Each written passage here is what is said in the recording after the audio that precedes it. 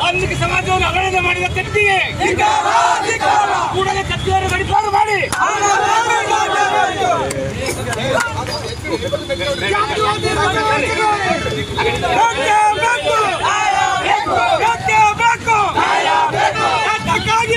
ಹೋರಾಟ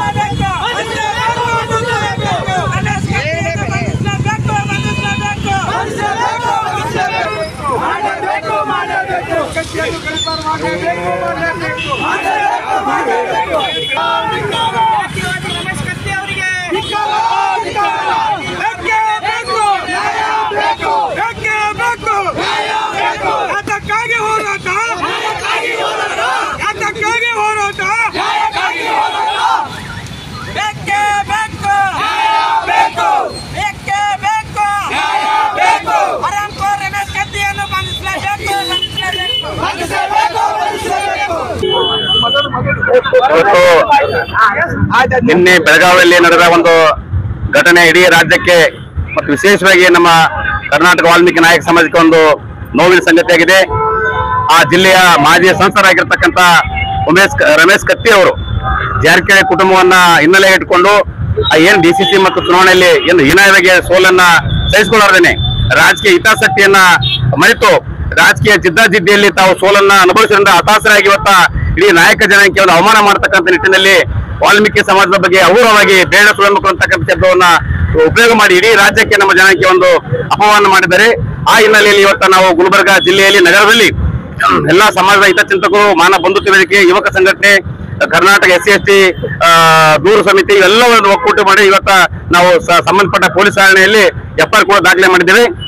ಈಗಾಗಲೇ DSP ಅವರು ಸರ್ಕಾರ ಮಾತಾಡಿದರೆ FIR ಮಾಡ್ತೀವಿ ಅಂತಕ್ಕಂಥ ಮಾತು ಹೇಳಿದ್ದಾರೆ. ಮತ್ತು ಈಗ ನಾವು ಈ ಮೂಲಕ ಉಮೇಶ್ ಕತ್ತಿ ಅವರಿಗೆ ಎಚ್ಚರಿಕೆ ಕೊಡ್ತೇವೆ. ಇನ್ನು ಮುಂದೆ ನೀವು ಉಮೇಶ್ ಕತ್ತಿ ಅವರಿಗೆ ಎಚ್ಚರಿಕೆ ಕೊಡ್ತಿದ್ದೇವೆ. ಮೊನ್ನೆ ರಮೇಶ್ ಕತ್ತಿ ಅವರೇ, ನಿಮ್ಮ ರಾಜಕೀಯ ಏನಾದ್ರು ಇದ್ರೆ ಜಾರಕಿಹೊಳಿ ಕುಟುಂಬ ನೀವು ನೇರ ರಾಜಕೀಯ ಮಾಡ್ರಿ. ನೀವು ಸಮಾಜವನ್ನ ಇಲ್ಲಿ ತುಷ್ಟೀಕರಿಸಿ ಸಮಾಜಕ್ಕೆ ಅವಹೇಳನ ಮಾಡಿದ್ರೆ ಮುಂಬರುವ ದಿನಗಳಲ್ಲಿ ಇಡೀ ನಿಮ್ಮ ರಾಜಕೀಯ ಜೀವನವೇ ಸರ್ವನಾಶ ಹೋಗ್ತಕ್ಕಂಥ ಮಾತನ್ನ ಹೇಳ್ತಾ ತಕ್ಷಣ ಸರ್ಕಾರ ಮಧ್ಯಪ್ರವೇಶಿಸಿ ಈ ನೀಚನನ್ನ, ಜಾತಿವಾದಿಯನ್ನ, ಮನೋವಾದಿಯನ್ನ ಗಡಿಪಾರು ಮಾಡ್ಬೇಕಂತಕ್ಕಂಥ ಬೇಡಿಕೆಯನ್ನು ಇವತ್ತು ನಾವು ಇಡ್ತಾ ಇದ್ದೇವೆ.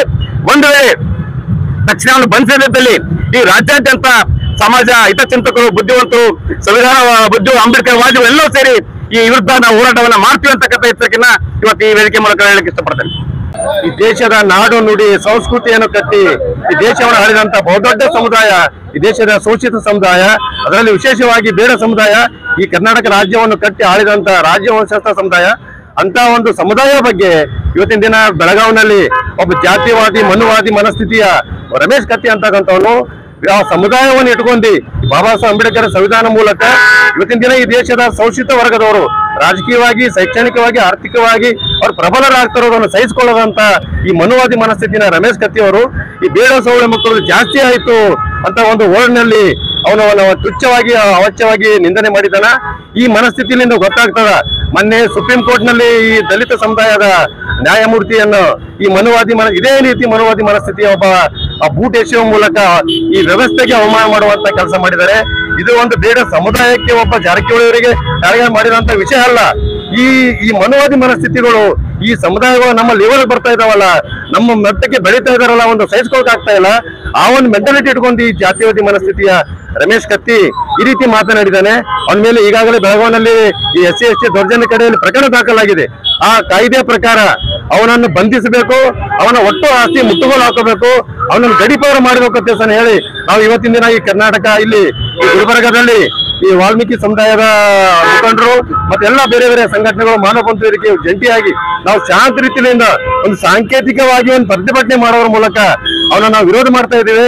ಕೂಡಲೇ ಸರ್ಕಾರ ಅವರನ್ನು ಬಂಧಿಸದೇ ಇದ್ದರೆ ಈ ರಾಜ್ಯದಲ್ಲಿ ಉಗ್ರವಾದಂತಹ ಹೋರಾಟಗಳಿಗೆ ಎದುರಿಸಬೇಕಾಗ್ತದೆ ಅಂತ ಹೇಳಿ ನಾವು ಎಚ್ಚರಿಕೆ ನೀಡ್ತಾ ಇದ್ದೇವೆ.